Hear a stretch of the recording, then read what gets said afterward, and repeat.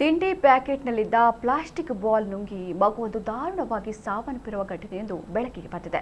Mukund Mayur ತಿಂಡಿಯೊಂದಿಗೆ ball ಅನ್ನು ನುಂಗಿದ ಪರಿಣಾಮ ball ಗಂಟಲಿಗೆ ಅಡ್ಡವಾಗಿ ಸಿಕ್ಕಿಕೊಂಡು ಮಗು ಉಸಿರಾಡಲು ಒತ್ತಾಡಿದೆ. ಇನ್ನು ಇದನ್ನು ಗಮನಿಸಿದ ಪೋಷಕರು ಮಗುವನ್ನು ತಕ್ಷಣ ಆಸ್ಪತ್ರೆಗೆ ಕರೆದೊಯ್ಯುವಾಗ ಮಗು ಮಾರ್ಗ ಮಧ್ಯೆ ಕೊನೆಯುಸಿರೆಳೆದಿದೆ. ಇದ್ದ ಒಂದು ಮಗುವನ್ನು ಕಳೆದುಕೊಂಡ ಹೆತ್ತವರ ಆಕ್ರಂದನ ಮುಗಿಲು ಮುಟ್ಟಿದೆ.